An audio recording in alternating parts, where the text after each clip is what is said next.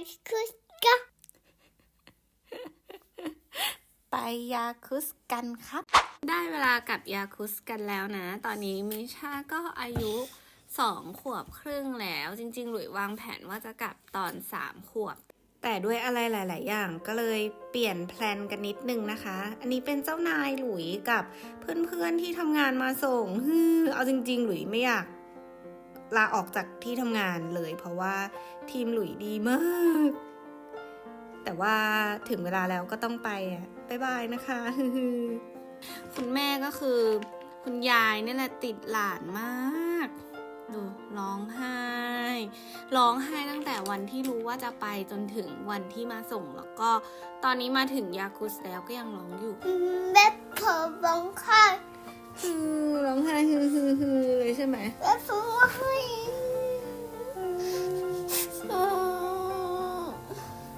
I love you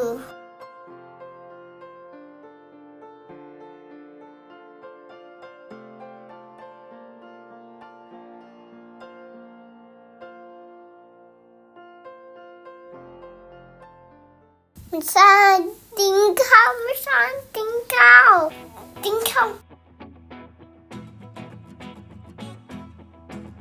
one two three พอเรากินข้าวเสร็จเราก็รีบไปที่บอร์ดดิ้งเกตของเราเลยนะคะเพราะว่าบอร์ดดิ้งเกตรอบนี้อยู่ไกลและครั้งนี้หลุยบิน S7 ก็คือบินเหมือนทุกครั้งนั่นแหละ S7 จากไทยไปถึงยาคุสไปเปลี่ยนเครื่องที่ยาคุสรอบนี้ connecting flight แค่1 ชั่วโมง 45 นาทีแล้วก็เครื่องดีเลย์ด้วยรอบนี้เราก็เลยจะมีเวลาแค่1 ชั่วโมงเท่านั้นในการรับกระเป๋าแล้วก็ต้องรีบไปอีกเทอร์มินอลหนึ่งมิชาสนุกมากเพราะว่าตอนแลนดิ้งก็รีบเก็บถือกระเป๋าอะไรแล้วก็รีบวิ่งไปอีกเทอร์มินอลหนึ่งมิชาสนุกมากชอบมากอันนี้ก็เป็นอาหารบนเครื่องนะคะก็จะมีของเด็กด้วยก็หรือว่ามันก็โอเคนะก็ไม่ได้แย่สำหรับสายการบินโลคอสเมนูเด็กก็น่ากินดีนะคะดูสิอันนี้ของเด็กแล้วก็ของผู้ใหญ่เปรียบเทียบกันนะของผู้ใหญ่เล็กกว่าให้ดูข้างในจะมีสลัดผลไม้ขนมปังเนยชีสแล้วก็ข้าวคลิปนี้ทั้งคลิปก็คือจะได้ยินเสียงมิชาแทรกเข้ามาตลอดนะเพราะว่าหลุยอยู่บ้านกับมิชา2 คนแล้วมิชาเป็นเด็กที่ไม่นอนกลางวันแล้วกลางคืนก็หลับดึกมากแล้วกว่าจะหลับหลุยก็ง่วงแล้วก็คือไม่ได้มีเวลาอยู่คนเดียวอะไรเลยมิชาตื่นมากินข้าวใช่ไหมตื่นมากินข้าวอร่อย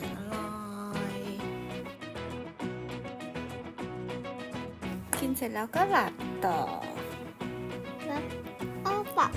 ไม่ใช่ปะและเราก็เดินทางมาถึงยาคุสโดยสวัสดิภาพนะคะ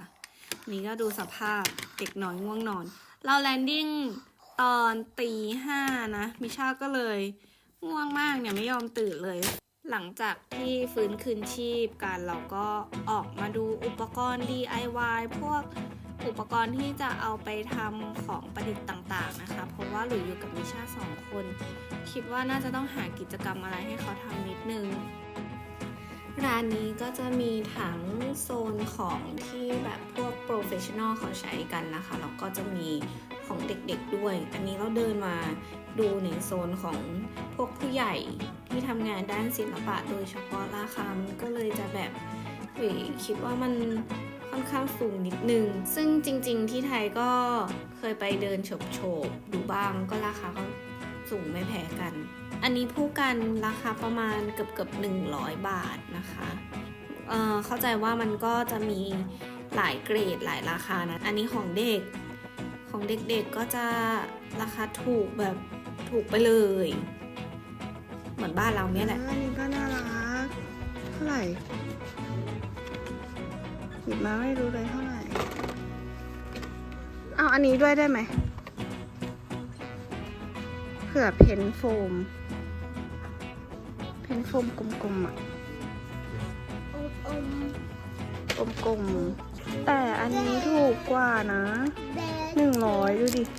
ได้ตั้งหลายด้ามไม่ถึง 100ลองใช้อันนี้ดูไหม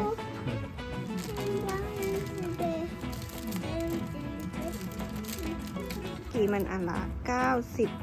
95 รูเบิลแต่อันนี้เราเจอลูกเล็ก 25 นี่ 30 40 นะคะ ก็นะโซลาร์ซิสเต็มมันก็มีดาวเล็กใหญ่ไม่เท่ากันเอาอันนี้แหละนะอันนี้ไม่เอาครับอันนี้ไม่เอาโอ้ไม่ใช่ค่ะเขา做一下เขา做一下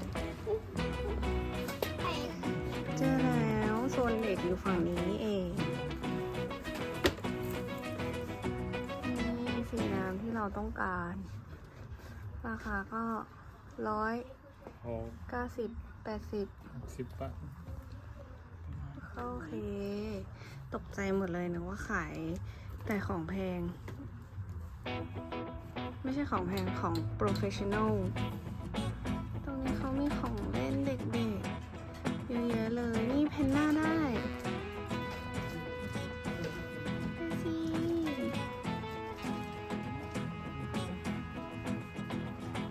โอเค มีของเล่นไปเล่นกับมิชาเยอะละ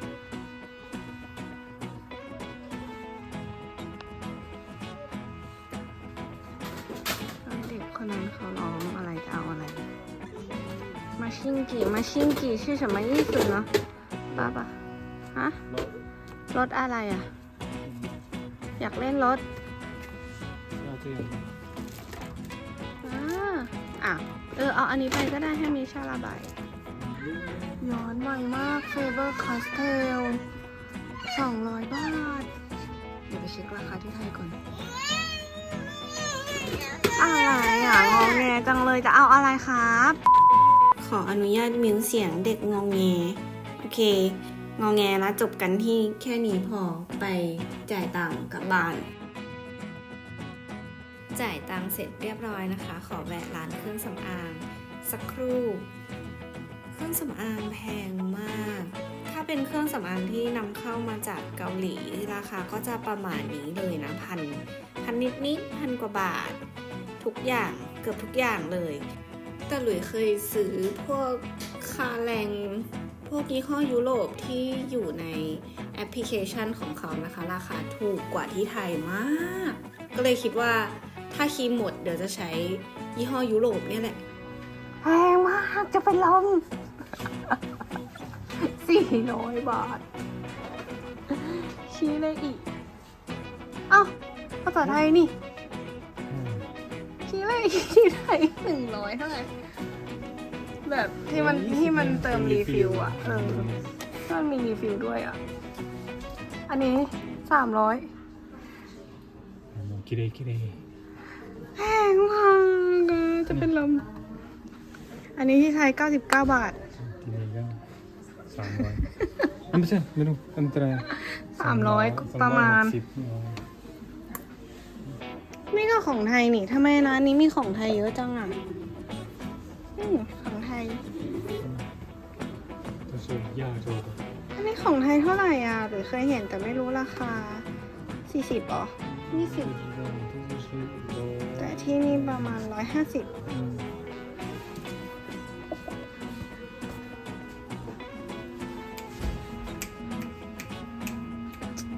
แพงทุกอย่างเลยเธอ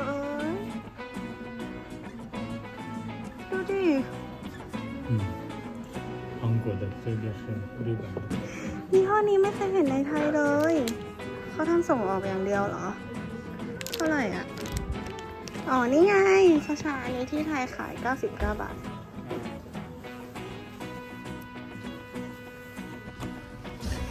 อันนี้ก็ยาสีฟันของไทยไหนมาดูซิเท่าไหร่เขาต้องบอก150ภาษาไทยแต่มิชาไม่ชอบหรอก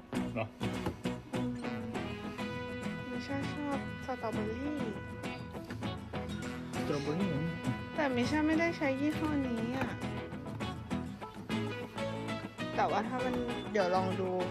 ยี่ห้อรัสเซียดูบ้างสิว่ามิชาจะใช้ได้หรือเปล่าอันนี้ก็ภาษาไทยเนี่ย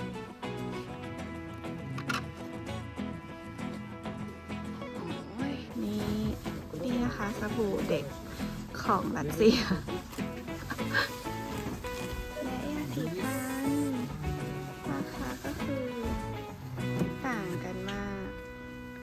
เพราะอันนี้ไม่ได้นำเข้านะคะ เพราะอันนี้เป็นของรัสเซีย เนี่ยเหรอ เป็นหมีเนี่ยเหรอ Cream. มีแบบ head to toe ไหม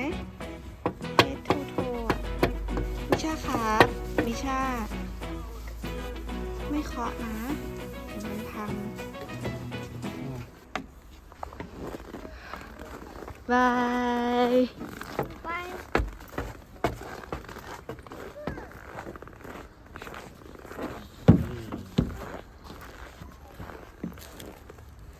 บ๊ายบาย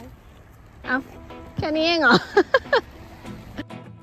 วันนี้อากาศลบ 25 องศาหนาวแค่ไหนเด็กๆก็มาเล่นกันนะคะ เด็กๆสู้ เด็กๆสู้ปรึกษามาหรือยังลูก จริงๆ ถ้าจะเล่นข้างนอกมิชาถือว่าใส่เสื้อผ้าบางมาก เดี๋ยวหลุยจะไปหาซื้อเสื้อผ้าอุ่นๆให้มิชาใส่ออกมาเล่นข้างนอกนะคะ เดี๋ยวคลิปหน้า